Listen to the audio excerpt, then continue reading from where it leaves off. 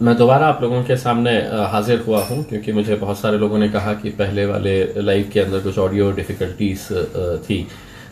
बस आप लोगों को यही बताने के लिए मैं आया हूं कि औरंगाबाद एक अब ऐसे स्टेज के ऊपर आ गया है जहां पर जिसे हम एक अलार्मिंग सिचुएशन कह सकते हैं। बहुत ज़्यादा हमें चौकन्ना रहने की ज़रूरत है। और ऐसे हालात के अंदर जब ये फैसला लिया गया था कि रमज़ान महीना आ रहा है और रमज़ान के अंदर लोगों की सहूलत को देखते हुए एक स्पेशल टाइमिंग डिक्लेयर किया गया था गवर्नमेंट ऑफिशियल्स के साथ बैठ के कि हर रोज़ दोपहर में 3 से 5:30 बजे के टाइम के ऊपर औरंगाबाद शहर के 23 जगहों को आइडेंटिफाई किया गया था कि जहां पर अपने अपने मोहल्ले का वहां पर बाजार लगाया जा सकता है। ये फ्रूट्स की मार्केट हो, वेजिटेबल्स हो, और वहां से लोग खरीद सकते हैं ताकि किसी को दूसरी जगह जाने की ज़रूरत ना पड़े। लेकिन कल जब 30 केसेस पॉजिटिव आए तो बहुत एक शॉक लगा पूरे शहर को, क्योंकि औरंगाबाद शहर में अभी तक जितने भी केसेस आ रहे थे या तो कभी 1 केस आता था, 2 केस आते थे, 3 केस आते थे, लेकिन एक साथ एक ही दिन में 30 केसेस आना ये बहुत ही ज़्यादा ये था कि अलार्मिंग सिचुएशन था। तो ऐसे सिचुएशन के अंदर फिर एक रिव्यू करना इस डिसीजन को, इसके लिए आज एक meeting divisional commissioner Sunil Kendrekar साहब के ऑफिस के अंदर ऑर्गेनाइज की गई थी, जिसके अंदर डिस्ट्रिक्ट कलेक्टर उदय चौधरी साहब, पुलिस कमिश्नर चिरंजीव प्रसाद साहब, डीसीपी खटमौड़े साहब, महानगर पालिका के अधिकारी, इस शहर के सामाजिक संगठनों के लोग, कुछ डॉक्टर्स, कॉरपोरेटर्स, अलग अलग पार्टियों के पॉलिटिकल लीडर्स और बहुत बड़े उलमाए कराम जो थे वो तमाम लोग इस मीटिंग के अंदर शामिल हुए थे। और इत्तेफाक राय से फिर ये फैसला लिया गया है कि इस डिसीजन को रिव्यू किया जाए कि बहुत सारे जब लोग बाहर निकल रहे हैं तो यकीनन सोशल डिस्टेंसिंग फॉलो नहीं की जा रही है। यकीनन ये जो 30 लोगों के बाद से जो सिचुएशन चेंज हुआ है उसे देखते हुए कुछ कड़े कदम उठाने की ज़रूरत थी। उस हिसाब से एक फैसला लिया गया है, यूनानिमस तरीके से ये फैसला लिया गया है कि अब सुबह 7 बजे से लेके 11 बजे तक ही अब मार्केट खुली रहेगी। यानी कि अगर आपको रमज़ान की ख़रीदारी करना हो, सब्जी तरकारी लेना हो, या पूरे शहर के अंदर अगर किस को भी कोई चीज़ खरीदने के लिए जाना है तो आपके पास जो समय है वो सुबह 7 बजे से लेकर सुबह 11 बजे तक का टाइम दिया गया है। इसके बाद 11 बजे के बाद से बहुत सख्त तरीके से लॉकडाउन इम्प्लीमेंट कर दिया जाएगा और बहुत ही स्ट्रिक्ट तरीके से अब पुलिस इसको हैंडल करने वाली है, क्योंकि चूंकि ये सिचुएशन अलार्मिंग हो गया है, एक बहुत खतरनाक एक सिचुएशन हमारे सामने आ खड़ा हुआ है, इसीलिए कड़े कदम उठाने की ज़रूरत थी। उस मीटिंग के अंदर बहुत अच्छे अच्छे सुझाव भी आए। कुछ लोगों का ये कहना था कि अगर किसी इलाके से जब पॉजिटिव केस आता है तो उसके पास पड़ोस के जितने भी लोग हैं उनको भी उठा कर लेके जाया जा रहा है। गवर्नमेंट का यही कहना है कि एक एहतियात के तौर के ऊपर, क्योंकि ये एक असिम्प्टोमेटिक वायरस है कि नज़र नहीं आएगा कि मतलब किसके पास है, किसके पास नहीं है, किसको इफेक्ट हुआ है, तो ये देखते हुए एक प्रिकॉशन के तौर के ऊपर जहां पर भी पॉजिटिव केस आता है उस बिल्डिंग के अंदर हो या उस बिल्डिंग के अतराफ में जितने सारे लोग हो, या वो जो पॉजिटिव केस आया है वो किन किन लोगों के कांटेक्ट में आया है, तो वो सभी को लेकर जाया जाता है, उनका टेस्ट कराया जाता है और वो अगर नेगेटिव आ जाता है तो यकीनन उन्हें छोड़ दिया जाता है। लेकिन ये टेस्ट दोबारा होना चाहिए, ये टेस्ट दोबारा होना चाहिए, इस वजह से उन लोगों को रखा जाता है। शिकायत ये भी मिली थी कि जहां पर क्वारंटाइन सेंटर्स है वहां पर अच्छी सुविधाएं नहीं है, सहूलतें नहीं है, ये भी प्रशासन के नज़र में लाया गया है और ये सख्त ताकीद की गई है कि जितने भी लोग क्वारंटाइन के अंदर है उनको अच्छे तरीके से खाना प्रोवाइड किया जाए, वहां पे साफ सफाई का ख्याल रखा जाए, बल्कि उनका टाइम पास हो इसके लिए भी और कुछ दूसरी सुविधाएं हो सकती है तो वो सुविधाएं वहां पर सब प्रोवाइड की जाए। ये फैसला लिया गया है।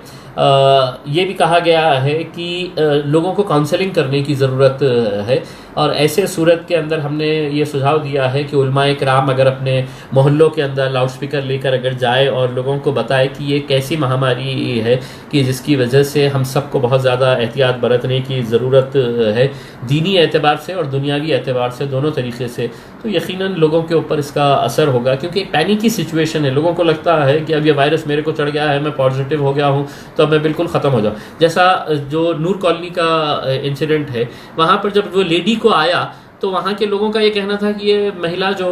है ये तो कभी घर के बाहर ही नहीं निकलती है, ये निकली ही नहीं थी, तो फिर इनको कैसा हो गया है। वो नहीं निकली थी, लेकिन उनके घर का जो भी शख्स बाहर निकला था वो बाहर गया और बाहर से वो वायरस लेकर आए, और घर में जब आया तो वो घर के सबसे ज़्यादा टारगेट किसको करता है? जो घर के बुजुर्ग लोग हैं, हमारे माँ बाप है, हमारे दादा दादी है, हमारे नाना नानी है, या घर में जो भी बुजुर्ग होगा उनको सबसे पहले टारगेट करता है। यानी कि अगर आप नूर कॉलोनी की अगर आप लिस्ट देखेंगे तो उसमें 2 साल की एक बच्ची भी है, 5 साल के भी है, 7 साल की भी है। ये बच्चों का क्या कसूर है? ये तो घर में ही हो गए। लेकिन घर का कोई एक बंदा अगर बाहर गया होगा, उसने वो वायरस लेके आया, तो वो घर के पूरे लोगों को पॉजिटिव किया गया। तो ये है कि ऐसे वक्त के अंदर प्रशासन के साथ, पुलिस डिपार्टमेंट के साथ पूरी तरह से कोऑपरेट करिए। कुछ लोग गलत तरह के वीडियो निकाल के डाल रहे हैं, कुछ लोग ये कह रहे हैं कि इनको क्यों उठा कर लेके गया है, इनको तो कोई सिम्टम्स ही नहीं है। ये वो लोग हैं जिन्हें बहुत ज़्यादा जानकारी नहीं है, ये वो लोग हैं जिन्हें साइंस क्या है, वायरस क्या है, ये कुछ समझ में नहीं आता है,